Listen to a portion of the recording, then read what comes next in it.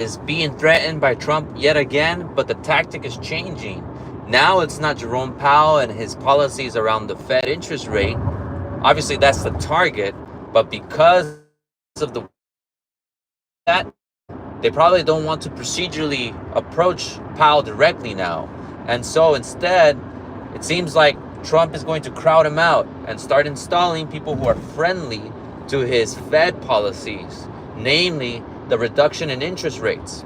Now, if you remember, during the pandemic, the pandemic, there was a huge shift in interest rates, basically to zero at some point, where you had all these folks with 2% rate mortgages, 2, 3, 4% interest rates on their mortgage, and that allowed for people to press onwards with a low payment but a huge loan because interest rates weren't going to be so burdensome.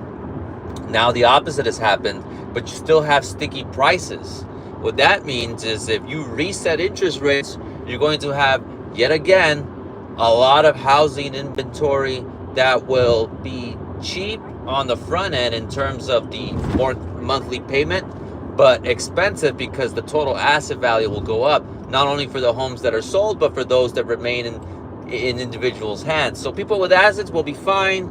General public will face high inflation with tariffs. We'll have low availability of certain goods, and we'll have this pattern known as stagflation.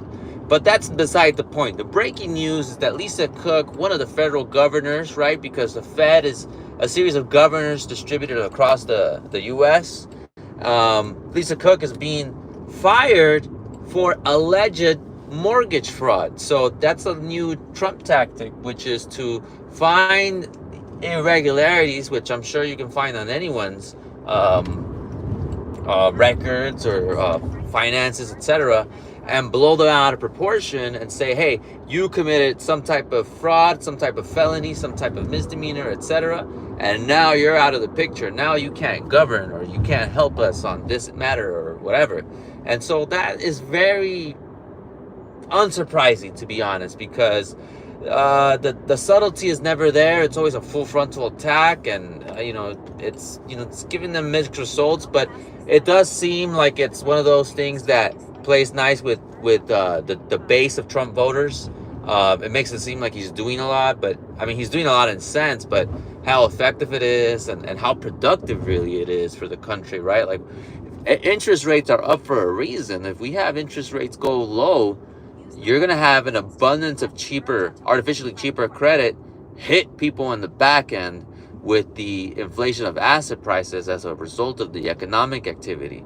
So I think people should be mindful of the fact that, hey, there's no easy way around having an overinflated economy. You just need to live with the fact that, hey, you need cheaper assets, and as a result, because if you don't have cheaper assets, you're going to have an even bigger chasm between the rich and the poor, right? And that's kind of like a no-no at this point. So just a second. But that's the breaking news, man.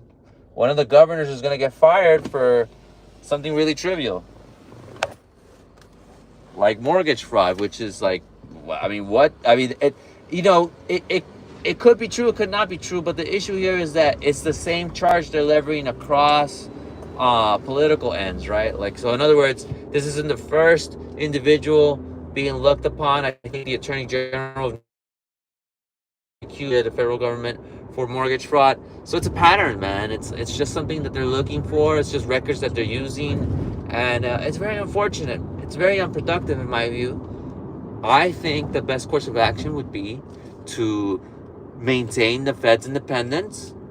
That isn't a controversial point.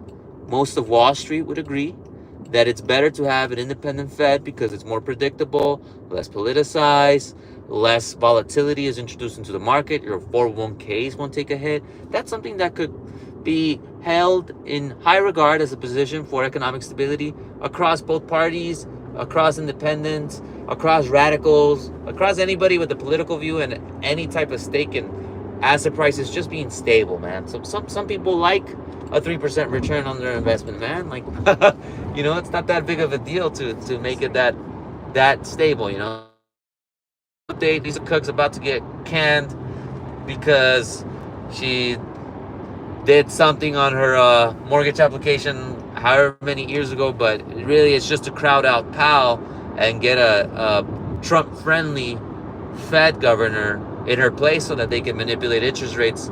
And, you know, if you have real estate holdings, like some people, that's probably going to inflate or overinflate the values of them because currency will be cheaper relative to that hard asset. So there you go. That's what I have for you today. Basically, no more Fed independence because Powell's going to get his ass crammed. He's going to get surrounded, sorry.